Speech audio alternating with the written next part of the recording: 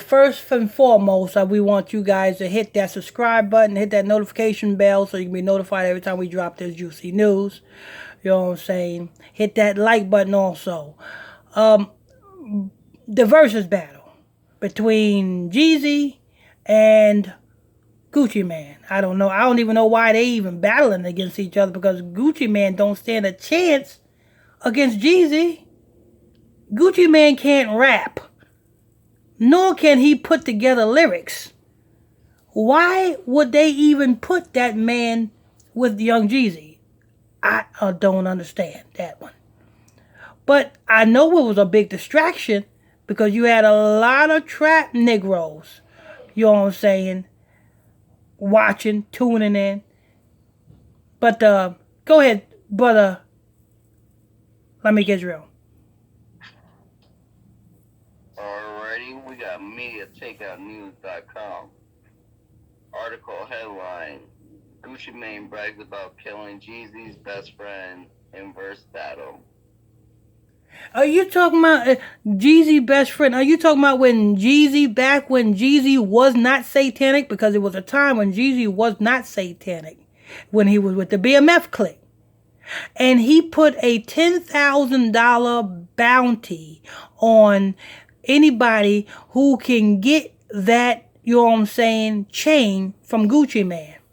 So some raggedy Negroes went up to Gucci Mane's house to rob him, and Gucci Mane blasted him 6 feet back. Is they talking about that incident? I'm not sure. The best friend name is Pookie Lock. Okay. Go ahead. And wait a minute. You said Gucci Mane brags about killing Jeezy's best friend?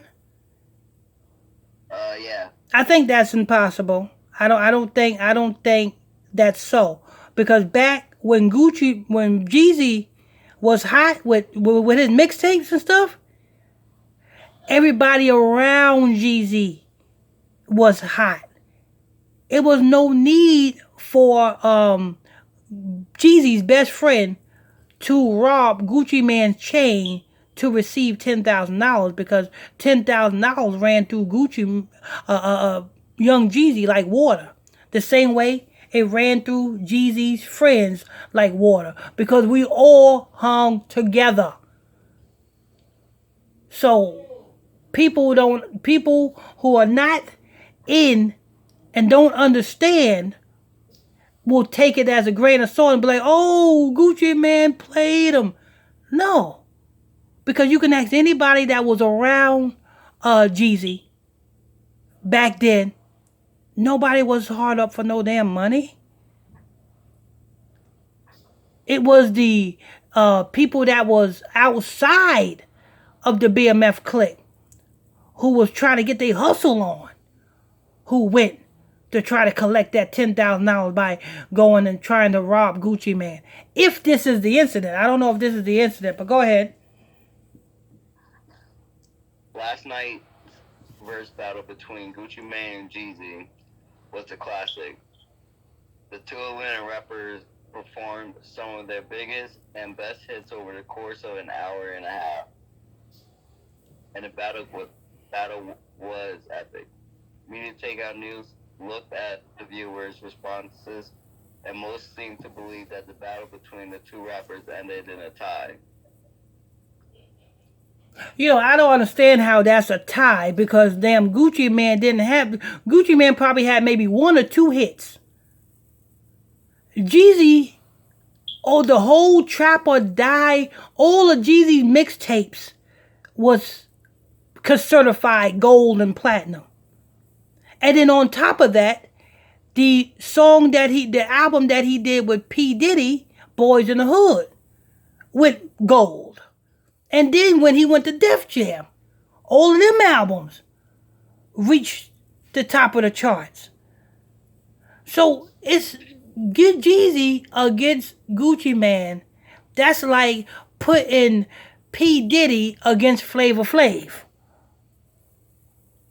But go ahead, Brother Israel. But towards the end of the night, the battle went from fun to dark. That's because Gucci Mane brought up a painful old memory. He bragged about how he shot and killed Jeezy's best friend, Pookie Lock. In the 2000s, Pookie allegedly attempted to break into Gucci's home, and Gucci shot him dead. Gucci was arrested but later released after prosecutors found that he fired in self-defense. See, that's a lie because damn, no, back then, people who was around Jeezy and they messed up by saying this was Jeezy's best friend. If this was Jeezy's best friend and Jeezy was stacking paper like he was stacking paper, why would you leave your best friend broke, lonely, and disgusted? I don't understand that.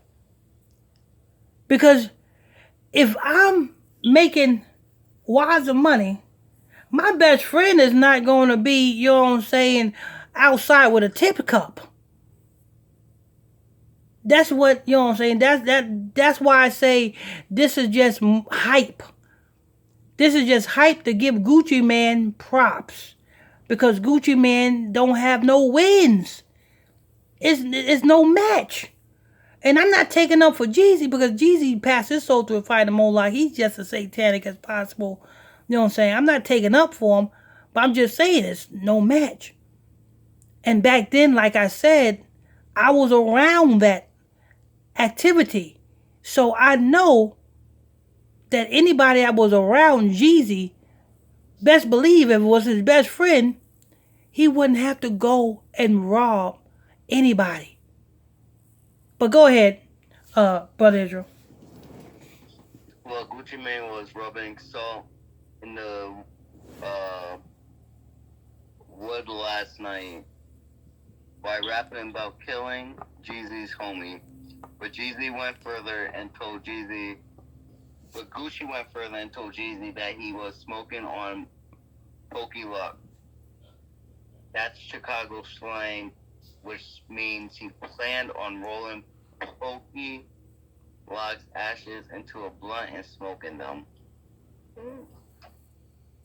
Jeezy took the high road over, however, instead of stooping to Gucci's level, he gave a speech about how their music is for the culture. That's the end of that article right there. Music is for the culture. No, they're not for the culture. Both of their music is for the dumbing down of our people. That's what their music is for. Because it don't educate our people into doing what it takes us to prosper. But it educates our people on how to do things to keep us locked up, in jail, in the graveyard.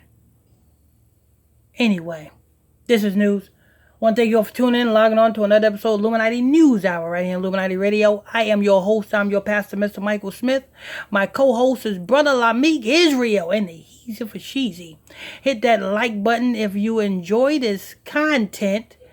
If you are new to this channel, hit that subscribe button and hit that notification bell so you can be notified when we drop this juicy news. If you have a question or comment, put your question or comments down below. And don't forget, God is real. Understand that who you are, then you just about made it.